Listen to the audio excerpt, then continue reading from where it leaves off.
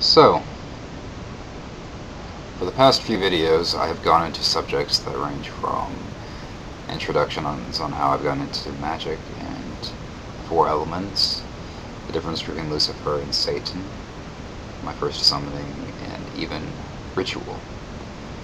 Now, this subject that I'm about to go into is going to probably have a lot of different perspectives placed on it. The reason that I'm going into this subject now is because of the fact that I elaborated a little on the difference between good and evil and darkness and light, and how good is not light and darkness is not evil. But my prime inspiration for this would be the very darkness itself. And what does that mean whenever I say darkness is not evil and light is not good? Well, excuse me.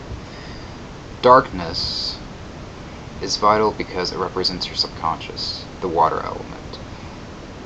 Darkness can also be seen as your permanent shadow self.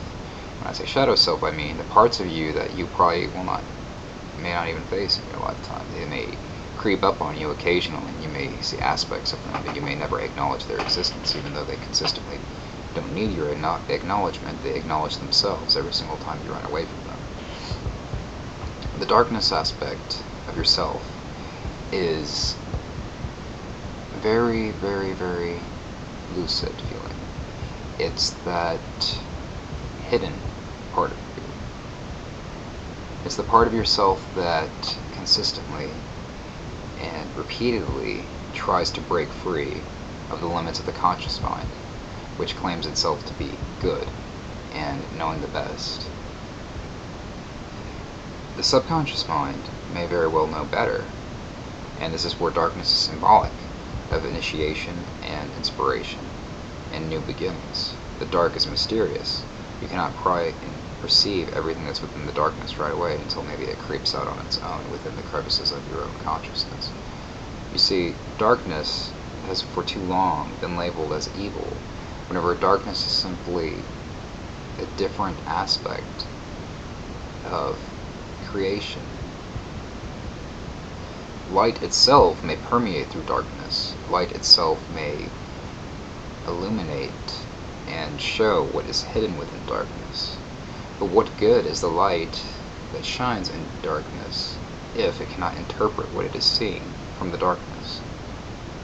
In other words, if you have the so-called knowledge to see what lays in the dark parts of your mind, what good is it? What good is that knowledge you say you have if you cannot even understand why those aspects of yourself that are in the dark are there to begin with? Why even deny them existence? Why even say, oh, well, these dark things in my subconscious are there and they pop up occasionally, but I'm going to try to be a happy, good person all the time and ignore the so-called negative things in my mind?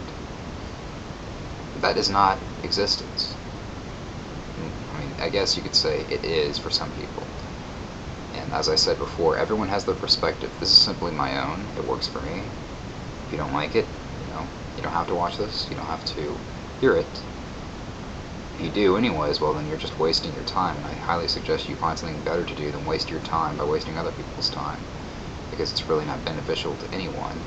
Oh, except to me, because it's giving me page views if you keep going to this and you have nothing better to do. So thank you for your time and energy, unless, of course, you have something serious to say. I wouldn't direct anything to me unless you want a smart-ass response. But darkness is seen as just that. It's unpredictable, and it's chaotic. Maybe a little rude to you in a way. Those aspects of your subconscious that come from the dark, they may just surprise you. Now you can either ignore it, or you can acknowledge it, but you see, regardless of how much you ignore something, it will always come back. It will always find a way to have you experience it. The issue with the subconscious, the only issue with the subconscious is when it is denied. You see, I forget who said it. I can't think of the name off the top of my head right now, but there's a saying that goes, a god denied is a demon created. And if you want to see aspects of yourself as gods, in a way, then you're doing nothing but creating more demons, more skeletons in your closet. If you simply ignore parts of yourself that you haven't worked on yet, if there are parts of yourself that are chaotic that you want to change, that keep popping up, but you're ignoring those aspects, then perhaps you should really study yourself and notice your daily traits, what you do on a daily basis, your ritual, whatever you want to call it. Notice what you may be doing, get input from other people, and see if there's anything about you that you may not be seeing that is causing these issues. Because I guarantee you these issues will continue to get worse and worse and worse unless you acknowledge them and you work to change them for the better. When I say for the better, I simply mean towards a means that will help you evolve. If you do not, well then that's your choice. You have the perfect option to not do anything about yourself. You will continue to learn new things as a human being. Regardless of what you choose to do, regardless if you choose to listen to any of this or not, you will continue to live as a human being and experience evolution in some form. However, this does not mean that it will be as comfortable for you as it could have been otherwise had you listened to the input of other people around you trying to help you. If you don't keep this in mind, then you are bound to continuously fail and fail and fail and potentially lose everything. And this can happen because people, when they ignore their subconscious mind, when they ignore that darkness, those aspects that they fear and call evil, the things that they really want on a base level, when you ignore these things, they only build up and create a more undesired result, well, undesired by the conscious mind because it says it knows better and is, goody two-shoes. The thing is, the subconscious represents the hidden part of the mind that wants to be seen, that wants to be expressed. And when you let that false good ego take over your subconscious and say, well, I'm not going to act on that because that's not who I am. And it's simply who you are at another level that makes a part of who you are trying to tell you, hey, this need is surfacing. Does it serve you or does it not? But rather than acknowledging that need and understanding it, people will ignore this desire and say, I'm not focusing on that because it's something evil, it's sinful.